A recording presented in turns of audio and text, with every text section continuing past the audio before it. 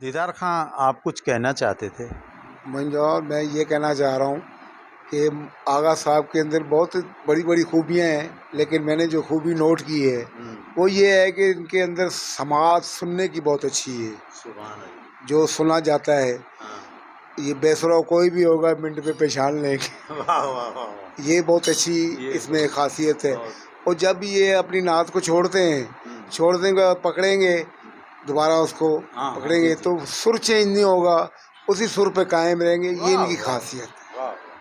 آغا جی، اتنی خوبصورت گفتگو کے بعد نعت تو بنتی ہے، تھوڑی سی ہے کہ اگر نعت آپ سنا دیں ہمیں۔ کاش یہ دعا میری معجزے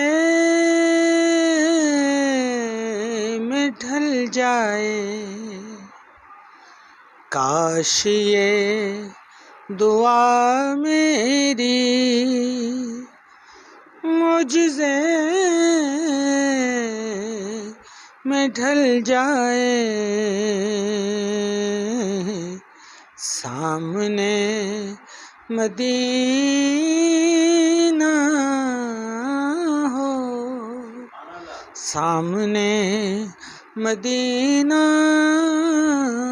ہو، اور دم نکل جائے، کاش یہ دعا میری۔ ہم گناہ گاروں پر آپ جو کرم کر دیں، ہم گناہ گاروں پر آپ جو کرم کر دیں، آپ جو کرم کر دیں، ہم گناہ گاروں کی زندگی سنبھل جائے، نعت ہی خزینہ ہو، نعت ہی وظیفہ ہو، نعت ہی وظیفہ ہو، نعت کے وسیلے سے ہر عذاب ٹل جائے، سامنے مدینہ ہو، اور دم نکل جائے۔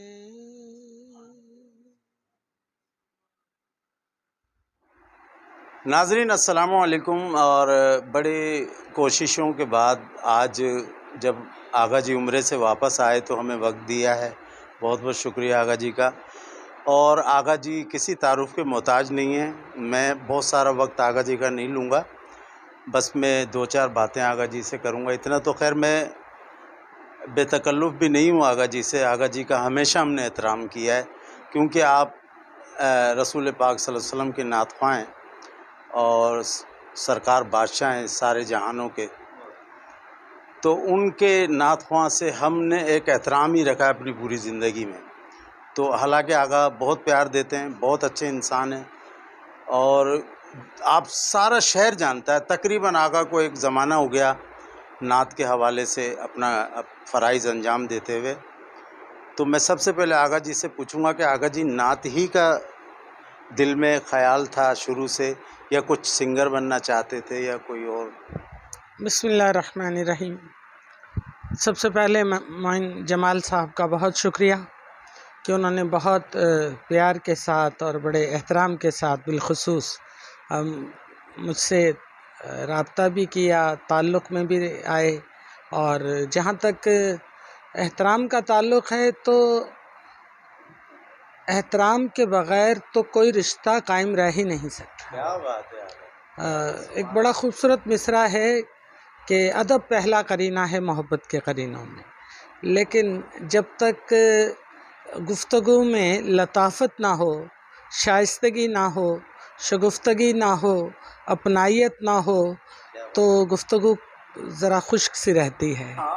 تو اخلاق کے دائرے میں تھوڑا سا مزاح کا پہلو بھی رہنا چاہیے تاکہ گفتگو خوبصورت ہو جائے. آپ نے ارشاد فرمایا کہ کوئی اور شعبہ کیوں اختیار نہیں کیا. بنیادی بات یہ ہے کہ انسان اگر کسی کام میں مہارت پا لے یا مہارت نہ بھی پائے، لیکن کسی شعبے کا اگر مستقل بنیادوں پر حصہ بن جائے تو اسے یہ سوچ لینا چاہیے کہ اس کا اپنا اس میں کچھ دخل نہیں ہے، یہ اللہ ہی کا انتخاب ہے. میں بہت چھوٹا تھا، تقریباً 8-9 سال عمر رہی ہوگی میری، تو ہمارے اسکول میں کہا گیا کہ مقابلہ نعت خوانی ہے، جنہیں نعت یاد ہے وہ اپنا نام لکھوا دیں. تو ہم تو اس لفظ سے بھی ناواقف تھے. اپنے والد گرامی سے گزارش کی، انہیں بتایا کہ اس طرح مقابلہ ہو رہا ہے، تو انہوں نے کہا میں نعت یاد کرا دوں. اچھا، اب تک معنی، مفاہیم، مطالب کچھ بھی ایسا نہیں ہے جس سے واقفیت ہو. نعت یاد ہو گئی، پر مقابلے میں شرکت کر لی، اول انعام آ گیا. اور اس کے بعد اسکول کی طرف سے مقابلوں میں بھیجے جانے لگے. بین المدارس مقابلے اس دور میں زیادہ ہوتے تھے، کوئی نہ کوئی پوزیشن آ جاتی تھی. بس اللہ نے یہ ایک راہ دکھا دی اور انسان بے خودی کے عالم میں اس راہ پر چلنا شروع ہو جاتا ہے جہاں اسے حقیقی معنوں میں پہنچنا ہوتا ہے. تو بہرحال اس طرح وہ سلسلہ چلتا گیا. پھر میرے سب سے بڑے محسن، اللہ تعالیٰ انہیں درازی عمر بالخیر عطا فرمائے، پچھلے دنوں ان کی زوجہ اور ہم یقیناً ہماری روحانی ماں وہ اس دنیا سے رخصت ہو گئی، قبلہ رضوان صدیقی صاحب. انہوں نے پہلی بار اپنے گھر کی محفل میں مجھے بحیثیت نعت خواں نعت پڑھنے کا موقع دیا اور مستقل بنیادوں پر میری سرپرستی فرمائی، رہنمائی فرمائی، اور یہ سلسلہ چلتا چلا گیا. اللہ کے کرم سے آج 40 سال گزر گئے، زائد کا وقت ہوگا. اس میں اللہ نے اپنے حبیب کے صدقے میں اور ذکر کی برکتوں سے اتنے انعامات سے، اکرامات سے اور مہربانیوں سے اور نوازشات سے نوازا کہ میں یہ سمجھتا ہوں کہ اس کا اس وقت بیان وہ ناممکن ہوگا. اس مرحلے پر صرف شکر کی منزل ہونی چاہیے، اور جتنا شکر مجھے کرنا چاہیے میں کوشش کرتا ہوں، لیکن اگر زندگی بھر شکر ادا کرتا رہوں تو یقینی طور پہ شکر کا حق ادا نہیں ہو سکتا. اچھا، ایک بات ہے آغا جی، میں آپ سے کروں گا سوال کہ آپ پڑھتے ہیں ماشاءاللہ، میں نے آپ کو سن بھی رہا ہوں کافی زمانے سے، تو آپ اپنا ہی ایک رنگ پڑھتے ہیں. تو آپ جس طرح دوسرے نعت خواہوں سے متاثر ہوتے ہیں یا ان میں وہ نعت خواہ نظر آتے ہیں، تو آپ جب پڑھتے ہیں تو آپ میں آپ ہی نظر آتے ہیں، تو یہ کیا وجہ ہے؟ کیا کبھی آپ کسی سے متاثر ہوئے یا کسی سے ایسا کوشش کیا کہ ان کو یوز کیا جائے اپنے انداز میں، اپنے طریقے میں؟ یقینی طور پر انسان جب کسی شعبے سے وابستہ ہوتا ہے یا اپنے شوق کی تکمیل کرتا ہے تو اس کا کوئی نہ کوئی آئیڈیل ضرور ہوتا ہے جسے وہ فالو کرتا ہے. میری خوش نصیبی یہ ہے کہ بہت کم عمری میں جب مجھے واقفیت بھی نہیں تھی فن کے رموز سے، تو میں متاثر ایک ایسے نعت خواں سے ہوا بچپن میں، بہت بچپن میں، کہ میرا خیال ہے کہ اردو زبان کا جہاں تک تعلق ہے کم از کم 500 سال میں تو ایسا نعت خواں پیدا نہیں ہوا. اور میرا خیال ہے، بلکہ میرا یقین ہے، اور یقین جب پختہ ہو جائے تو ایمان بن جایا کرتا ہے. تو میرا یہ ایمان ہے کہ میرے استاد سید منظور الکونین صاحب سے بڑا نعت خواں 1000 سال میں بھی شاید نہیں آئے گا، اس لیے کہ انہوں نے جس جستجو کے ساتھ، جس جاں فشانی کے ساتھ، انتھک محنت کے ساتھ جس طرح نعت کی خدمت کے لیے علم حاصل کیا اور اس پر جو خدمت پیش کر سکتے تھے وہ انتہائی حد تک انہوں نے وہ ساری کوششیں کی اخلاص کے ساتھ. دنیاوی منفعت، دنیاوی نام و نمود ان کا کبھی ٹارگٹ نہیں تھا، ان کا ہدف تھا ہی نہیں کبھی. وہ نعت صرف اپنی بخشش کے لیے پڑھتے تھے. اور اللہ نے مجھ پر یہ کرم کیا کہ میں ایک ایسے عظیم نعت خواں سے، ایک ایسی عظیم ہستی سے متاثر ہوا.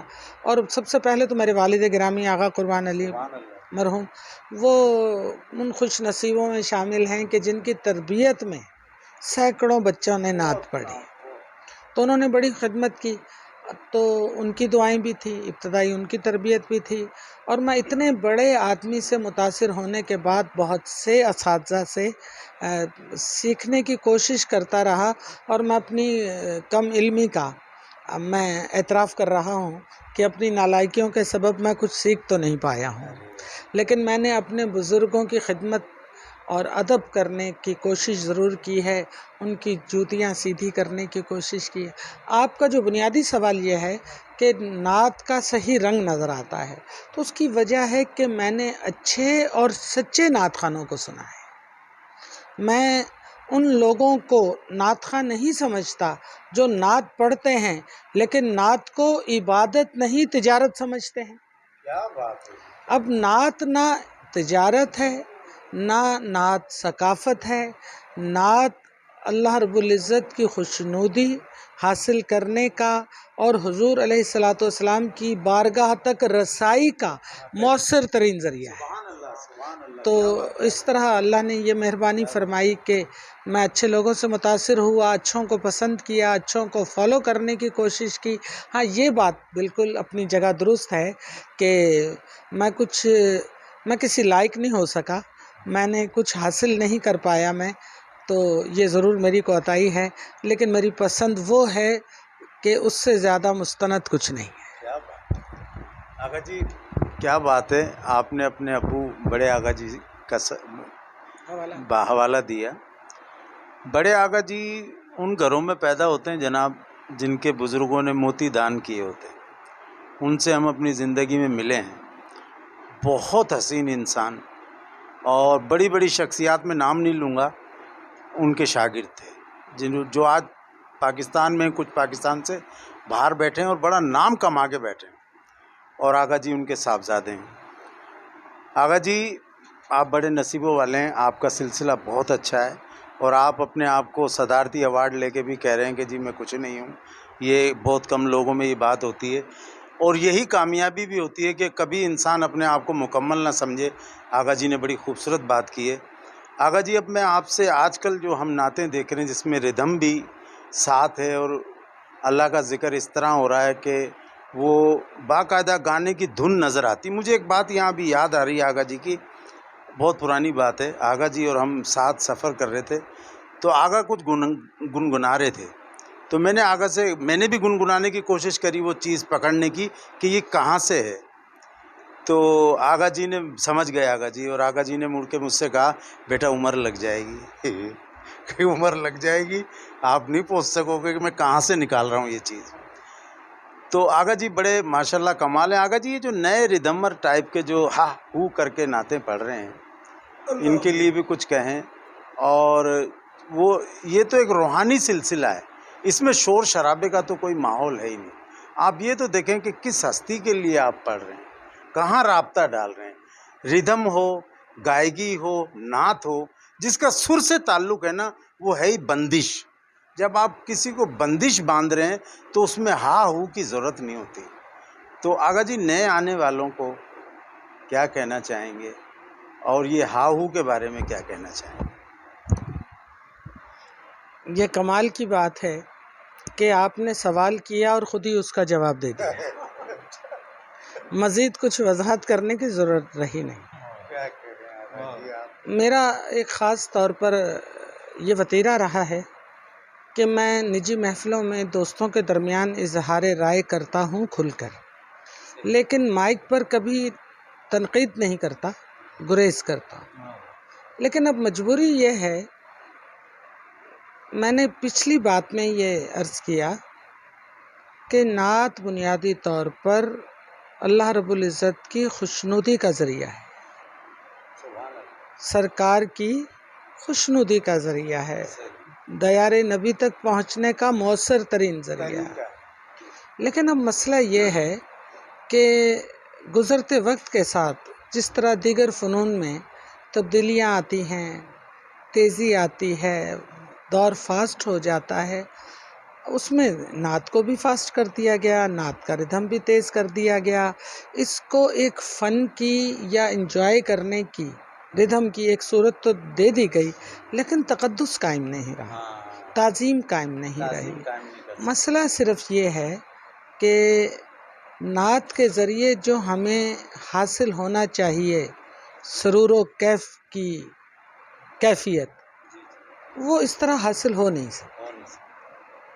تو یہ اللہ کرے کہ ہماری نوجوان نسل اور ہمارے آنے والے نعت خواں اس نقطۂ نظر کو محسوس کریں۔ اور دیکھیے، دنیا میں تقاضے وقت کے ساتھ تبدیل ہوتے ہیں، لیکن کیا کبھی عبادتوں کا طریقہ بھی تبدیل ہوا ہے؟ نہیں، کیا باریک بات، واہ واہ واہ۔ 1400 برس سے نماز جس انداز میں پڑھی جا رہی ہے اس میں کوئی تبدیلی آئی؟ روزہ رکھنے کا جو وقت ہے اس میں کوئی تبدیلی آئی؟ حج کے جو فرائض ہیں ان کی ادائیگی میں اور اس کے ڈیوریشن میں اور اس کی ٹائمنگ میں کوئی تبدیلی آ سکتی ہے؟ جب نہیں آ سکتی تو آقا کی محبت کے اظہار کے لیے ہمارے بزرگوں اور اسلاف نے جو مخصوص طریقہ انداز کریٹ کیا اور اپنایا، اس میں تبدیلی کیوں آئی ہے؟ یہ لمحہ فکریہ ہے۔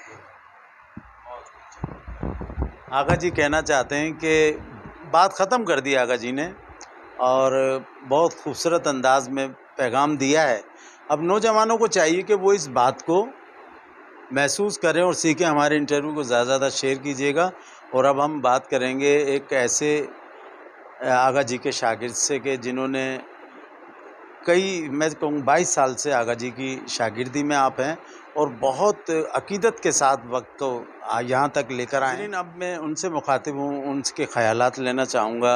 ہمارے لیے بڑی یہ بھی خوشی کی بات ہے، وکیل نظامی کل پاکستان نعت مقابلے میں فرسٹ ایوارڈ حاصل کرنے والے ہمارے سامنے موجود ہیں، اور 25 سال سے نعت کے شعبے سے وابستہ ہیں آپ، اور آپ آغا سے بڑی عقیدت رکھتے ہیں، اور باقی یہ کیا ان کے شاگرد ہیں، کس رشتے سے آقا کی عقیدت رکھتے ہیں، وہ بھی یہ خود بتائیں گے، اور آج جس مقام پہ کھڑے ہیں اس کے بارے میں بھی تھوڑی سی روشنی دیں گے۔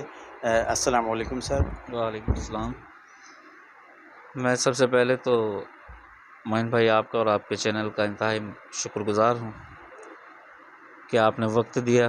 اللہ پاک آپ کے اس چینل کو دن دگنی رات چگنی ترقی عطا فرمائے۔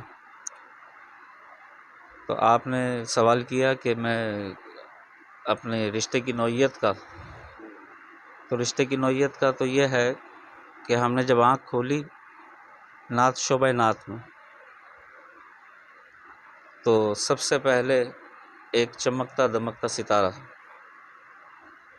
جو کسی تعارف کا محتاج نہیں، پرائیڈ آف پرفارمنس جناب آقا گوہر علی صاحب، ان کی پڑھی ہوئی نعتوں سے اپنی نعت خوانی کا آغاز کیا، مقابلوں میں گئے، مقابلوں میں پوزیشنیں لیں، اور آغا صاحب کی پڑھی ہوئی نعتیں جن میں بے شمار نعتیں، ایک بھکاری دو عالم کے داتا، چلے جا رہے ہیں چلے جانے والے، نعتیں پڑھ کر مقابلہ نعت میں اول پوزیشن حاصل کی، تو ہماری آئیڈیل کی صورت بنے، اور وہیں سے ہی آغا صاحب کی خدمت میں حاضر ہوئے، حضرت کی ڈیوٹی دی، شاگردی اختیار کی، اور قدم با قدم کوشش کی خدمت کرنے کی۔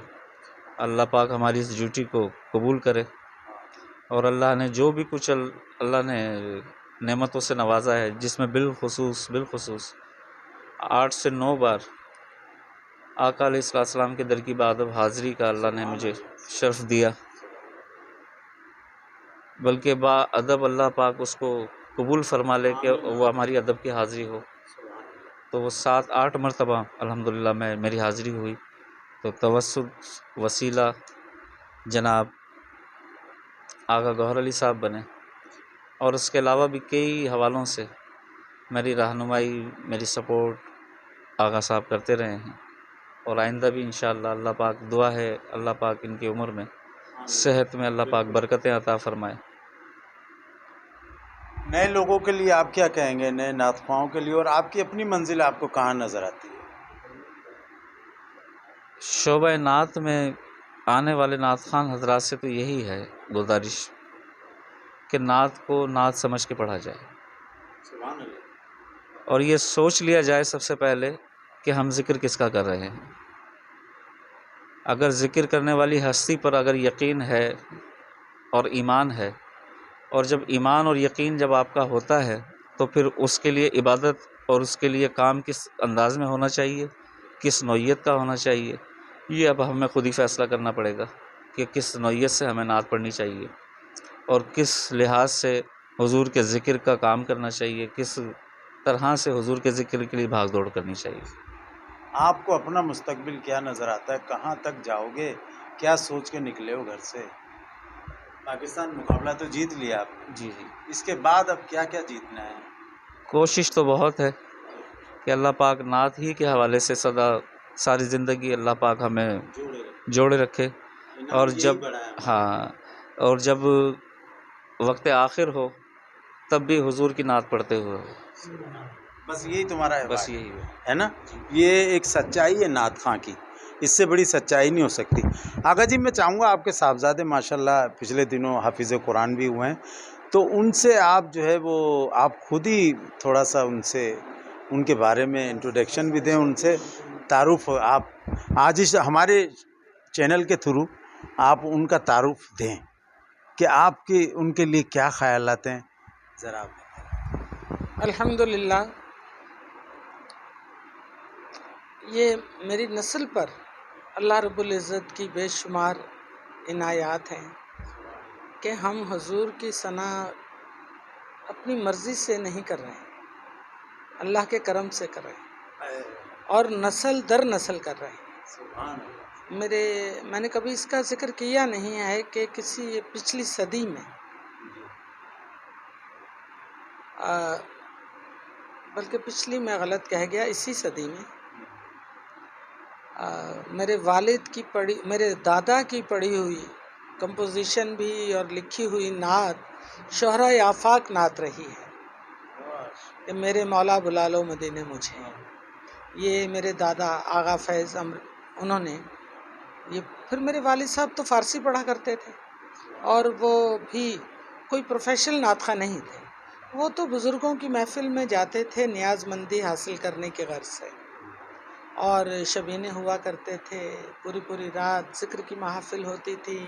پھر اس میں کوئی موقع آتا تھا تو حضرت عبدالرحمن جامی جیسے عاشق رسول اور دیگر اس نوعیت کے جو شعراء، عاشق رسول شعراء نعت کو، ان کا کلام پڑھتے تھے، اور بغیر کسی دنیاوی مفاد کے. آخرت کا مفاد تو بڑا مضبوط تھا، لیکن دنیاوی کوئی منفعت کے لیے نہیں.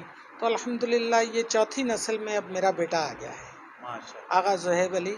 اس سے حافظ ہوئے تقریباً 6-7 برس ہو گئے ہیں. پچھلے 4-5 برس وہ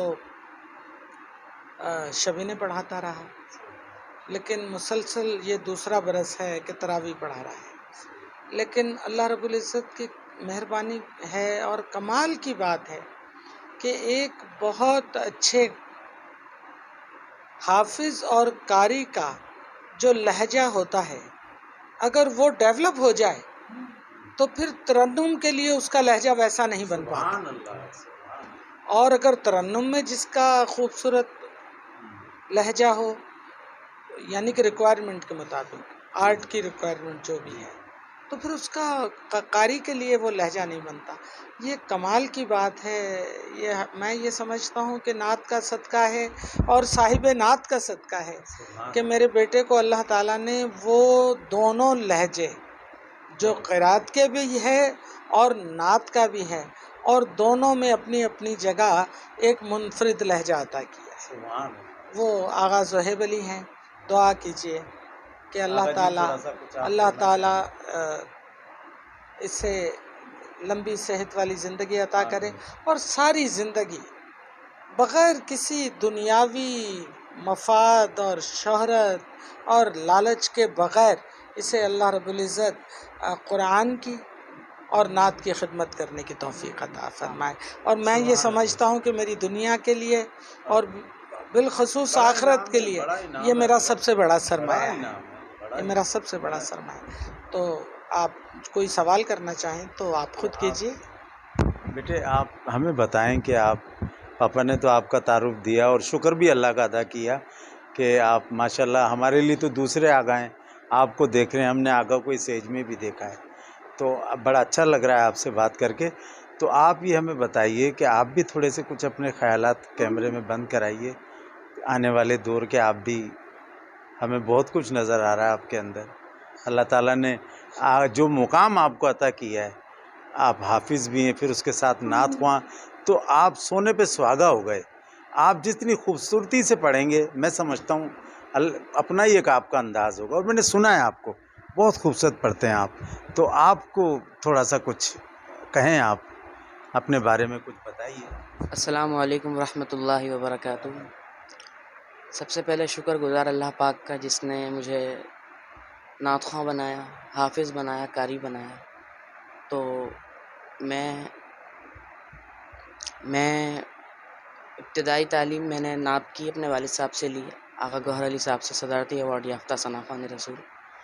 تو ان سے میں نے آج میں نے کبھی یہ بات نہیں کی، میرے جو نعت کے استاد ہیں جن ابھی تعارف کروایا، سید منظور القنین شاہ صاحب، ان کا اسٹائل میں پڑھتا ہوں۔ تو جی ان کی نعتیں اچھے معیاری کلام میں پڑھتا ہوں۔ تو بس اللہ سے دعا ہے کہ میں اسی طرح پڑھتا رہوں اور اسی طرح اس کو لے کے چلتا ہوں۔ بڑی مہربانی سر آپ کی، زویب صاحب، آغا زویب صاحب، بڑی مہربانی آپ کی، آپ نے ہمیں وقت دیا۔ آغا جی آپ کا بھی بہت بہت شکریہ۔ اور اس آج کے انٹرویو میں جو مجھ پر مہربانی ہے، کیونکہ آغا صاحب نے مجھے بتایا تھا کہ کچھ طبیعت میں کچھ اس طرح کی تبدیلی آئی ہے آغا جی کو، کہ اب وہ زیادہ مقصد انٹرویو وغیرہ کا اس کے معاملات میں آتے نہیں، اور کافی زمانے ہو گئے، بہت سارے چینلوں کو آپ نے واپس بھی بھیج دیا، مگر مجھ سے وعدہ تھا عمرے پہ جانے سے پہلے کہ جب میں واپس آؤں گا تو آپ سے ضرور بات کروں گا، اور یہ سارا کریڈٹ جاتا ہے نظامی صاحب کو۔ میں آپ کا بہت بہت شکریہ ادا کرتا ہوں کہ آپ کا ساؤتھ افریقہ کے نعت خواں جیسا خواں بڑے بھائی، تو یہ کٹ جائے گا۔ وکیل نظامی صاحب کا میں بہت بہت شکر گزار ہوں کہ جنہوں نے مجھے آغا جی کا آج انٹرویو کرنے کا موقع دیا۔ آغا جی بڑی مہربانی آپ کی، بہت بہت شکریہ آغا جی۔ اچھا آغا جی، کوئی خوشبو، کوئی ایسی چیز آپ کی پسند اپنی، کوئی کلر، کوئی خوشبو جو آپ کو متاثر کیا ہو؟ مجھے ہر وہ چیز متاثر کرتی ہے جس میں سچ ہوتا ہے۔ مقصد یہ کہ جمع ہے۔ تو اس کے ساتھ ہی اجازت چاہیں گے۔ پاکستان زندہ باد۔